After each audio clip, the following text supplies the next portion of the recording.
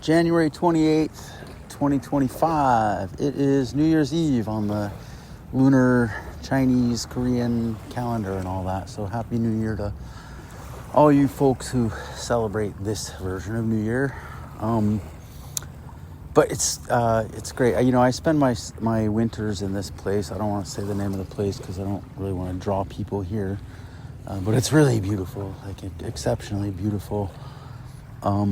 Just teeming with life. The land is teeming with life, and the sea is teeming with life, and the cities are just so alive with music and people on rollerblades and dancing, and it's a really wonderful place. And the funny thing is, in this region, it attracts a lot of really beautiful people, inside and out. I've never been anywhere that had such a high concentration of just really good-looking people, for one, but also creative, kind, wise, smart people. There are a lot of them here in the winter, at least, and I think in the summer too, maybe. But anyway, so I don't want to say the name of the place, but one funny thing about this place is there are a lot of towns here, and every town has its own vortex, man. There's this town vortex and that town vortex, and it's in a way I kind of get it, because the place just has this incredible energy, and it seems to pull in people who resonate with that energy, and I'm kind of yeah, all right. Well, the other day I was bored, and I of course I know what a vortex is, but I wanted to delve more deeply into it, so I googled vortex math, and holy crow, did that put me down a rabbit hole.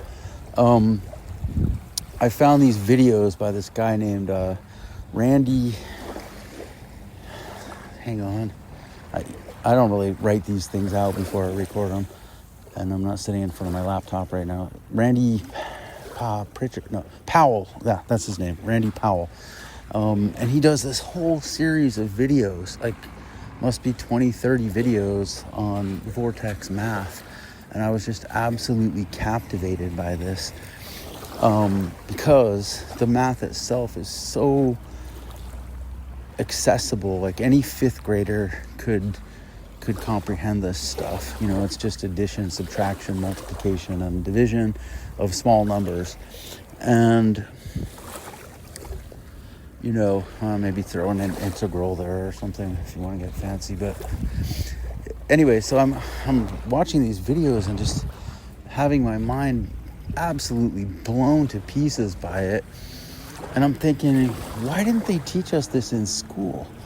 Because this explains everything. It explains, the beautiful movement of the planets and the galaxies, and it explains how, babies grow in a mother's womb, and it explains music, and it explains the tides, it explains everything.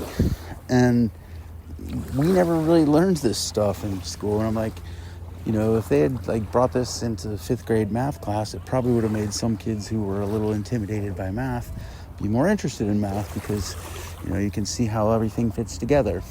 And so I thought about that. I was why didn't they teach us this? Oh, yes. There's a very specific reason they didn't teach us this stuff. And it's because they don't want us to see that the universe tends toward harmony and beauty.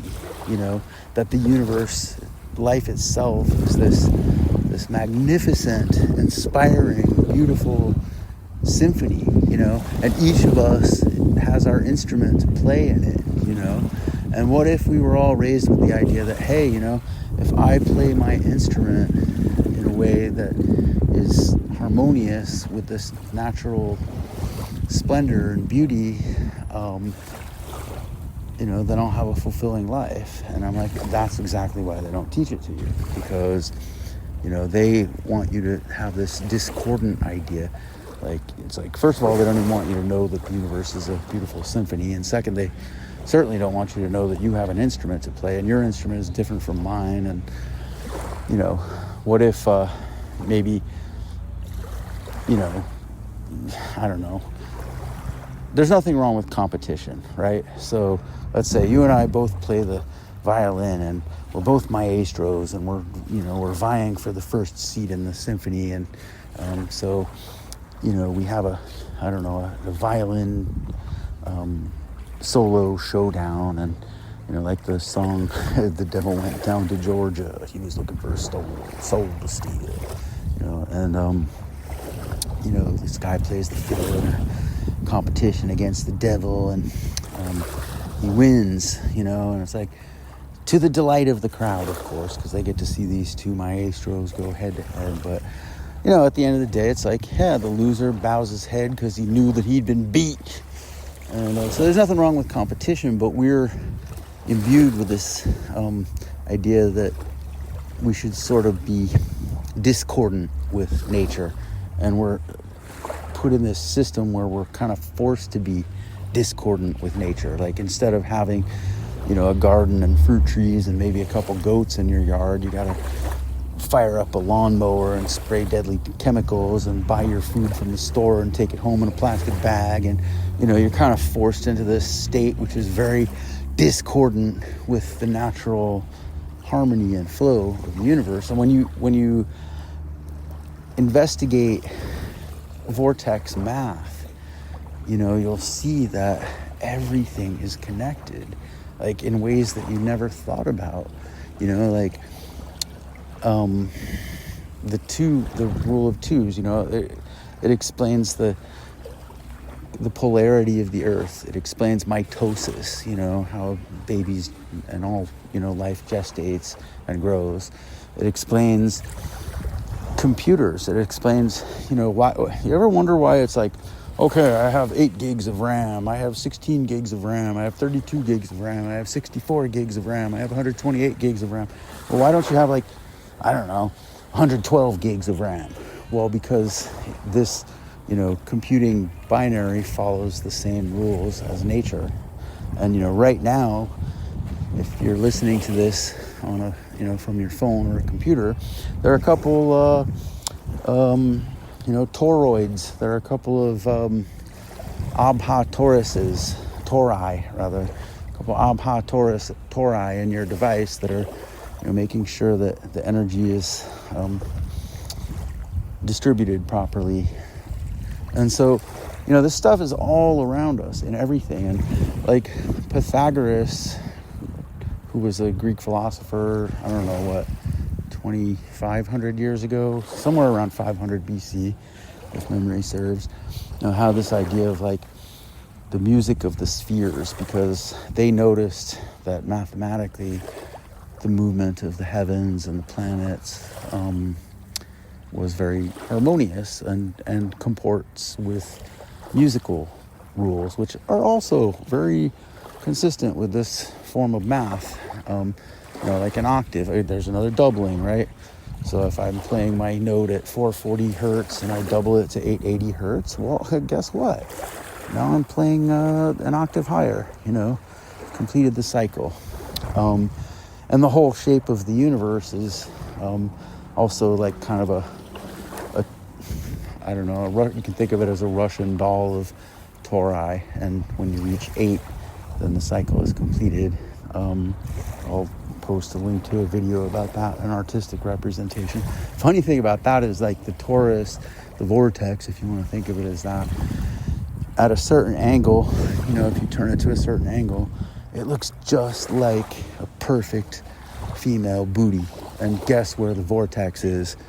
The place where life happens and life emerges, and anyway, so like everything beautiful in this universe is described by this math, and it's all connected. Music, what the polarization of light, electromagnetism, all of it is described by this very simple math that any 5th grader could grasp. And so why weren't we taught this in school? Well, because they don't want you to pick up your instrument and play in harmony with the natural beauty of the universe. We're taught that nature tends toward chaos and, entropy and all this stuff. And it doesn't. Nothing could be further from the truth. You're forced to live in this dog-eat-dog world, what you think is a zero-sum game, but it's actually an infinity-sum game where, if you have the attitude that, hey, what I do can help everybody, then we all win, rather than, oh, I gotta screw this person over because I gotta be better than them and I gotta have more money and, get, better sex and whatever, it's like you're forced into this discordant way of thinking, and yeah, it kind of sucks. And it's all because of, like I've mentioned, conspiracy reality and the dumbasses who run this world, they set it up this way because they're dumbasses. And I know you guys are listening. All the resources in the world, all the money, and all you can do is think of new and creative ways to enslave people and kill the planet. You freaking idiots. So sorry for that little aside there. But really they're just clowns, so you should laugh at them. But I really want to encourage you to, to look into this vortex math. It's very simple. Don't be intimidated by the word math. It's more like arithmetic. And once you see how everything is connected by the same rules, so to speak, it's like then you can go, all right, well, I want to live in harmony with that. I want to do what I can to live in harmony with the flow of nature. I want to see the stars. I want to get out of this city and out of these ugly ass LED lights and like see the stars, and I want to hang out on the beach and let the sound of the waves heal me, and I want to play music and listen to music. And by the way, when you listen to music, be careful, because it's all music, music. The music of the spheres didn't stop with Pythagoras. Kepler, 1500 years later, with a completely different model, a heliocentric model, wrote a whole book about basically the music of the spheres and how just harmonious things are in the cosmos. Honestly, I think Pythagoras had it closer to the truth, but yeah, so like when you listen to music, make sure you're listening to beautiful music.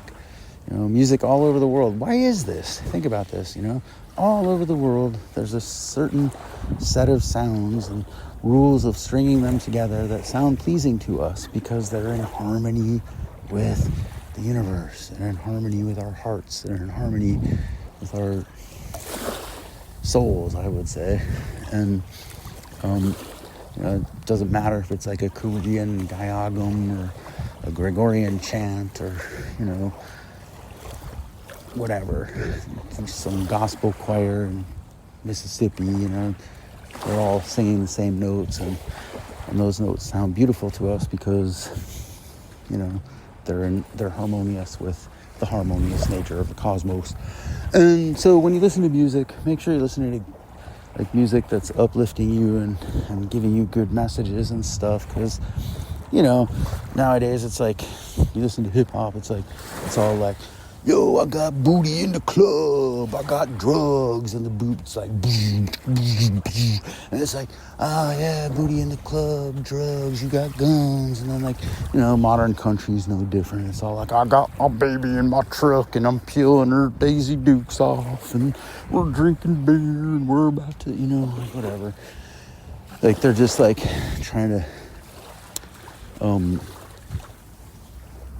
stoke the lower vibrational you with a lot of this popular music, but there's still some good stuff out there, and if you're a musician, then you should be out there making music. I'm gonna do that myself. I'm gonna pick up that old guitar here in the next couple days, and maybe next time I'll sing you a song. Anywho, this is the NI versus AI podcast, and if you can't see what this has to do with NI versus AI, well then I can't explain it to you. I am your host, Charles Lenart. I wrote a book called Rich Dick's Almanac. It's available on Amazon. Please purchase it for whatever it is, $6. because that makes me feel good when people do that.